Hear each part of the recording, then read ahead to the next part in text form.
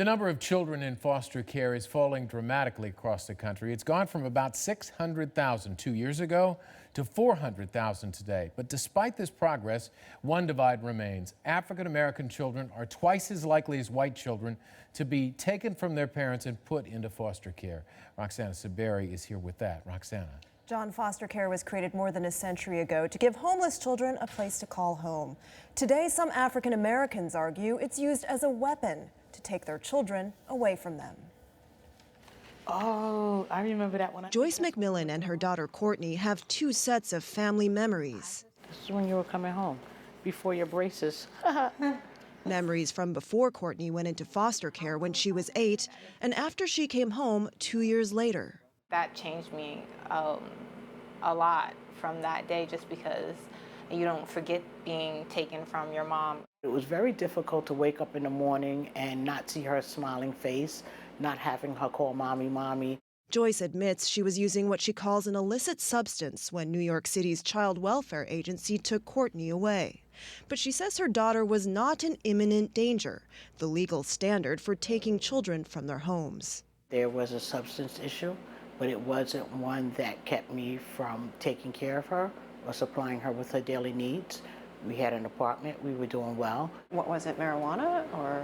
It's not that I'm uncomfortable saying what it is, I just don't think that it matters, for the simple fact that regardless of what it is that I used, there was things that they could have put in place, and none of those were given to me as an option or an opportunity to keep my family intact. Joyce says she thinks the city wouldn't have separated her family if she were white. It has to be by design, because if it wasn't, we wouldn't be the ones with our children being taken away. What makes you think that white parents don't face the same scrutiny?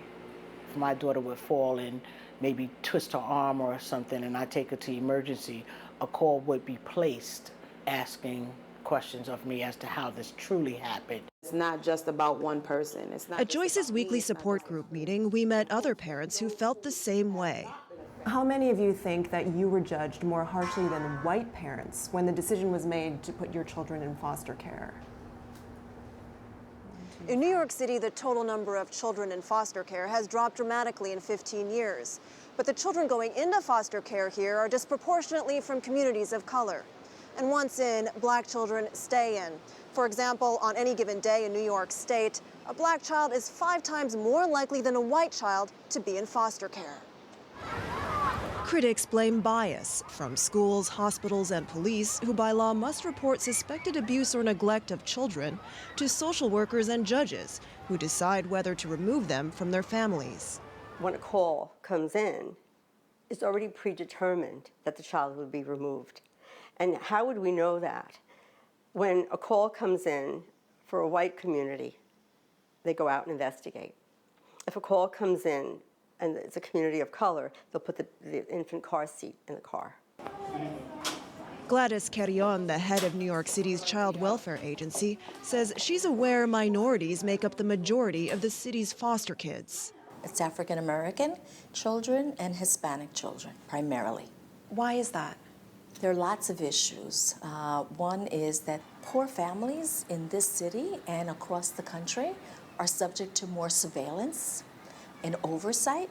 I think the other part of it is really the racism. I think we should be honest about that. She says all of the agency's 6,000 employees have to go through anti-racism training. The next step is, what do we need to do to move that needle more? How much do you think you've been able to move that needle in terms of racial disparity in foster care? Well, I don't think we've moved it a hell of a lot, quite frankly. What's taking so long? Oh my God, everything takes a real long time. These are really large bureaucracies, right? Large bureaucracies, change is difficult. And really, it's just not the Administration for Children's Services. There are lots of other people that are involved in our system. The title of this morning's session is Child Welfare and Implicit Bias. Edwina Richardson Mendelson is part of that system. She's the top judge of New York City's family courts. We're making critically important decisions about whether children go into foster care or whether or not they stay home with their parents. She says everyone is biased in some way, so she's training new judges to be aware of it. We need to check what's going on in our own heads and within our own hearts to make sure we are removing because it's dangerous for a child to be at home with a parent. I know that it will be a challenge because I know how little time there is for each case, but that will be my focus, and to always keep my focus on why can't this child go home yet? And what can we do to change that? You and Santa Claus? Joyce McMillan says more must be done to help parents like her. If the protective factors were utilized from when Courtney was removed, we would have never had the same issue with Kayla. Joyce's second daughter, Kayla, was put in foster care when she was 3 months old. You lost Courtney to foster care because you were using drugs, and you didn't stop. As a result, you lost Kayla. Why did you continue to use drugs? It was a difficult time. It was a time when I felt very much alone, not supported. What did you do to get Kayla back? I fought really hard. I changed my life. I stopped. Did foster care help in a way because it helped you become clean? Absolutely not, because they didn't help me come clean. What it did was it tore my family apart. I found the strength inside of me to do what I needed to do to fight them.